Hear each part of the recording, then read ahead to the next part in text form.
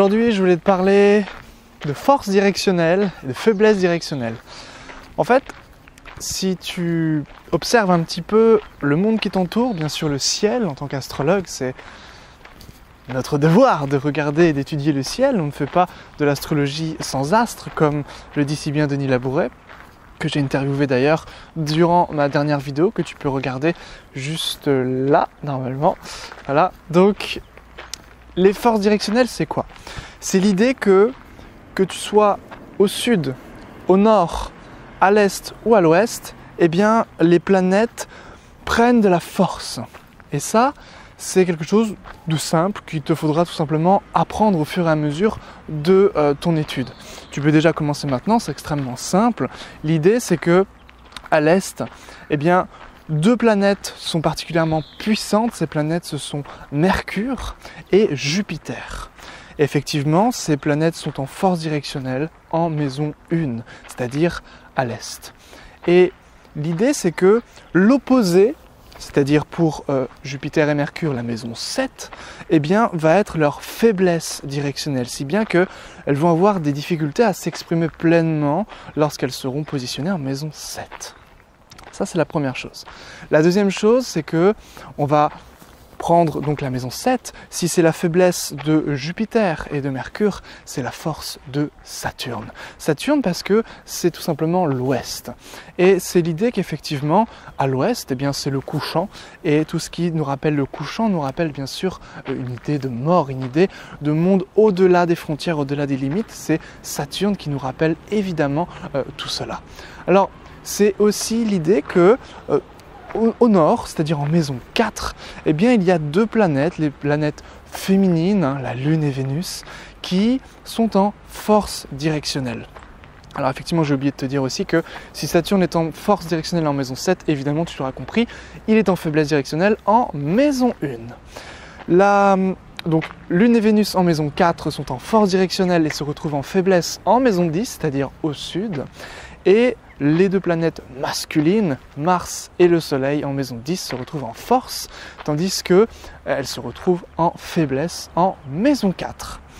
Alors effectivement, si je prends par exemple le Soleil en maison 10, donc qui est en force directionnelle, ça va nous renseigner sur la visibilité. Il y aura une forte visibilité. Le natif, eh bien, aura une carrière plutôt visible, aura une réussite sociale, un statut social plutôt visible.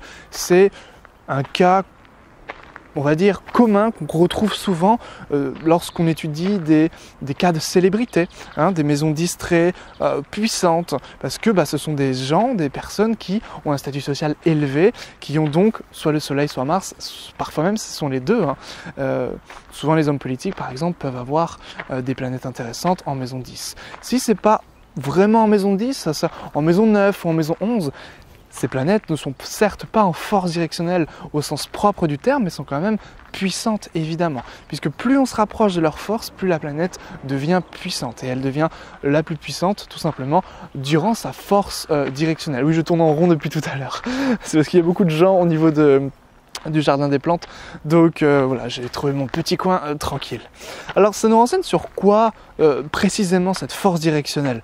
Alors ça, on va l'étudier durant un peu plus tard, lorsqu'on va travailler sur la puissance planétaire, ce qu'on appelle les Shadbala en Inde. Alors la puissance planétaire, ici la force directionnelle, c'est le fait de justement prendre les directions, prendre les choix, en fait les bons choix. Et si une planète est forte, supposons que Mars soit en force directionnelle, soit puissante, l'individu, le natif, pourra prendre des choix, pourra choisir de manière dans l'urgence en fait. Parce que Mars est une planète de survie, et effectivement c'est la planète de survie qui agit sur le court terme. Donc, quelqu'un qui a Mars en force directionnelle ou Mars très fort dans cette puissance directionnelle, tout simplement prendra des décisions de manière hâtive dans l'urgence et ce sera des bonnes décisions. Typiquement, la maison brûle, je décide de sortir par la fenêtre alors que je pourrais sortir par la porte, ou l'inverse.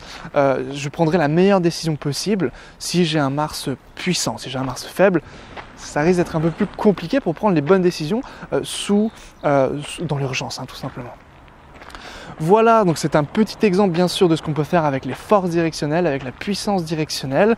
Il y a bien sûr bien d'autres cas. Si je prends, je prends un autre exemple. Si je prends par exemple le cas de Vénus. Alors Vénus, ça va être les besoins véritablement fondamentaux, maison 4, donc ce qui est véritablement l'émotionnel. Hein. C'est vraiment ce qui est sous-jacent, l'émotion, notre héritage on va dire. Au sein de ce qu'on a hérité, donc au niveau de nos conditionnements aussi. Et c'est l'idée que si on a un Vénus fort, eh bien on arrive à être heureux, à avoir la paix de l'âme. C'est vraiment cette idée que c'est quand même quelque chose de favorisé au niveau de la sérénité, au niveau du confort aussi dans l'existence, parce que Vénus en maison 4, la maison 4 c'est aussi le confort. Hein. Donc ça va nous renseigner voilà, sur une belle puissance vénusienne. Et si c'est en faiblesse, Vénus en maison 10, là on a beaucoup plus de mal à devenir à être serein, à trouver la paix de l'âme entre guillemets. Et on va dire que Vénus et la Lune ont beaucoup plus de mal à être puissantes en force directionnelle parce que les nombres de points requis, ce sont des nombres de points en Inde, ce qu'on appelle Virupas. En gros, ça demande beaucoup plus de points pour Vénus et la Lune.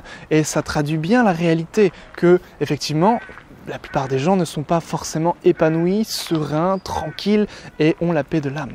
Donc c'est vraiment cette idée qu'on retrouve dans les puissances planétaires aussi une forme de logique, d'évidence, extrêmement commode on va dire, et surtout mise en évidence et logique par rapport à la réalité, par rapport à ce que l'on vit au quotidien. Voilà, alors je suis Jordan, astrologue et formateur. J'ai créé ma toute première formation en astrologie. L'offre expire demain, donc elle est à 199 € et à 79 € jusqu'à demain. Donc tu peux profiter de l'offre dès maintenant en cliquant sur le lien en description pour en savoir davantage. C'est une formation qui dure 4h30 et elle te permettra d'acquérir les premiers réflexes de l'astrologue pour faire les choses en suivant une lignée, on va dire, puisque je suis celle de Denis Labouret et lui qui suit directement celle d'Olivia Barclay. Donc tu verras ça durant la petite interview que tu trouveras donc en début de vidéo. Et voilà, je crois que tu sais tout. Donc si ça t'intéresse, je te laisse cliquer sur le lien dans la description. Et puis on se retrouve tout de suite dans le premier module de cette formation. Ciao!